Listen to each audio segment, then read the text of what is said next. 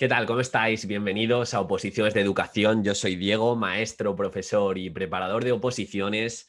Y bueno, como ya sabéis, estoy de lleno metido en el curso de metodologías activas para opositores. Me gustaría que cualquier tipo de duda, cualquier tipo de recomendación para hacer un buen curso y que os sirva a todos y todas, me las dejéis en los comentarios o me contactéis en oposicionespreparadordedufis@gmail.com. Y hoy nos vamos a centrar en 10 características que ha de tener un profesor o más bien un docente o una docente a lo largo de su vida y a lo largo de su profesión. Porque muchas veces solo estamos en la oposición, muchas veces solo pensamos en quiero sacar el tema, quiero sacar el supuesto, quiero sacar la programación, pero conviene recordar que luego seguramente cuando te saques plaza te queden unos cuantos años para saber lo que necesitas cada día y sobre todo, pues necesitas al final unas características psicológicas para ser un buen docente. A mí esto me abrió mucho la mente en una de las conferencias de Francisco Mora, que es neurocientífico, sobre todo enfocado a la didáctica, y dijo una frase que no todo el mundo está hecho para ser docente. Y creo que conviene recordar o hacer una recapitulación de algunas características que ha de tener un maestro y esto también transferirlo a la hora de programar, porque sabiendo esas características, pues vamos a tener más paciencia y vamos a hacer un trabajo más realista. Así que empezamos por la primera. Eh, Has de tener interés por la enseñanza y curiosidad sobre las técnicas y estrategias que salen. Es decir, tú no puedes llegar a la docencia pensando que lo sabes todo, que ya has alcanzado el cenit de la sabiduría y que como eres profesor, como eres docente, como eres maestra, ya lo sabes todo. No, no, no. O sea, tú tienes que adaptarte y estar en continuo reciclaje y en continua adaptación a qué está saliendo, cómo funciona la mente de tu clase, hacia dónde van las tendencias. En definitiva, ser curioso. Y esa curiosidad también se transfiere en las oposiciones para buscar siempre la cita más correcta, la propuesta más innovadora. Así que, por favor, ya que nos metemos a la docencia, interés por la enseñanza y ahí viene la formación en neurodidáctica, que voy a hacer un módulo de neurociencia y voy a hacer un módulo de neurodidáctica aplicada a las oposiciones y también a la clase. El segundo es aprendizaje y adaptación, que hemos hablado ya de esta adaptación, pero adaptación a lo que te puedas encontrar. Es decir, un docente no puede llegar a clase y decir, es que yo no estoy informado de esto. Igual te toca formarte por el camino. Mi primera experiencia docente fue en un centro de máxima complejidad, un centro con pocos niños y niñas en cada aula, pero con muchísimos problemas de educación, con muchísimos problemas de convivencia. Nadie, ni en la carrera, ahí no había empezado con las oposiciones, pero nadie me había preparado para una situación así. Pues me tocó formarme, me tocó quedarme por las tardes a saber cómo tratar ante ciertos conflictos. Te tienes que adaptar, o sea, dentro de lo nuestro nos tenemos que adaptar y nunca darnos por vencido. Es decir, yo es que como no sé, tengo que dejar que haga el alumnado. A ver, tienes que dejar que haga dentro de unos patrones, pero te tienes que adaptar y eso pasa, como siempre digo, por la formación continua. O sea, el funcionario, y es que este es otro patrón, el funcionario o la funcionaria que piensa que ya no se tiene que formar, que ya tiene que dejar de leer, que ya tiene que dejar de estudiar, se aburre, se acaba aburriendo y no lo pasa bien. Y son de estas personas que está deseando que llegue el viernes, son de estas personas que no siempre no está pensando en la clase que está haciendo, sino en la siguiente para el poco tiempo que le queda para acabar. Tercer punto, disfrutar o tener interés en ayudar a los alumnos en su desarrollo personal y social. Creo que cuando César Bona habla de hacer de las escuelas un lugar donde los niños y niñas quieran ir, pasa por esto, pasa por hablar con tu alumnado, pasa por comprenderles, por ver sus motivaciones, sus intereses, sus problemas. Y para esto hay instrumentos de evaluación que, pues, que nos dilucidan cómo están a nivel emocional nuestro alumnado. Y es fundamental que no nos veamos como por encima de ellos, sino muchas veces nos rebajemos a su altura y hablemos con ellos. Y de forma distendida, ¿cómo te va? ¿Cómo te ha ido el fin de semana? ¿Qué te pasa que te veo triste? Pues todo esto vamos a trabajarlo. Es muy, muy importante para ser buen docente. Y esto, transferido a las oposiciones, educación emocional y ser ese docente que, que pueda hablar de tú a tú con sus discentes. Cuarto punto, y esto cuántas veces lo decimos en el curso de 101 trucos para sacar la plaza, cuando hablamos de comunicación, yo también tengo otro curso para brillar de cara a la exposición oral, pero cuántas veces necesitas tener aptitudes para la comunicación, la capacidad de interacción y la creatividad. Pero sobre todo, hacer hincapié en esa comunicación.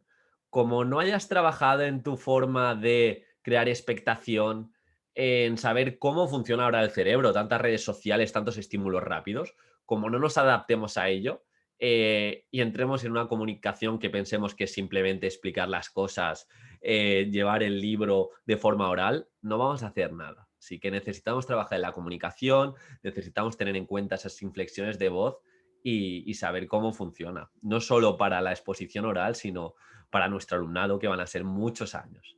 Y esto lo relaciono con la capacidad de liderar a un grupo, ante un alumno, ante una familia, dar esa seguridad de, por un lado, soy como tú, quiero objetivos comunes a que tú alcances pues tu máximo desarrollo, partiendo de tu capacidad, pero al final eres un referente y una guía. Yo me acuerdo de mis primeras reuniones con familiares que tenían mucha desconfianza, no decía las cosas claras del todo, no se estaba muy nervioso y poco a poco he ido cambiando mi forma de comunicar con las familias desde el optimismo, desde el trabajo conjunto, desde ponerme, pues eso, de que se vea la continuidad entre nuestra aula, la familia, los distintos docentes, el patio, las formas de ocio y tiempo libre.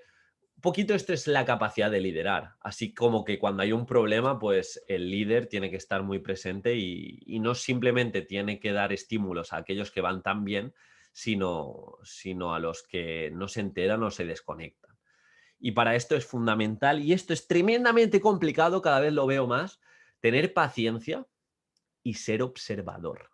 Es necesario para ayudar a otra persona a alcanzar objetivos en el tiempo, la observación y la paciencia. Necesitas detectar problemas en el proceso. Necesitas detectar problemas a nivel individual, a nivel de interacción, a nivel de grupos, lo que está pasando en el patio. Y muchas veces se piensa, no, no, yo me entero de todo. Necesitas educación en tu mirada, necesitas formación para reducir ese currículum oculto que igual tú no te das cuenta y estás haciendo un uso de tus formas docente eh, sexista o no lo estás haciendo de la manera más inclusiva o siempre estás dando tu tiempo a los mismos. Cuidado, cuidado, necesitas esa visión de dron que tanto hablamos y extraernos y abstraernos, mejor dicho, de la clase y esa paciencia que no nos dan las redes sociales llevadas a nuestra forma de ser docente. Séptimo punto. Uno de los valores que más me gusta transferir a mi alumnado, pero que también ha de tener un profesor, disciplina. Para adquirir una virtud hay que ser capaz de realizar un hábito. Y nuestro alumnado necesita tener hábitos, pero el docente también.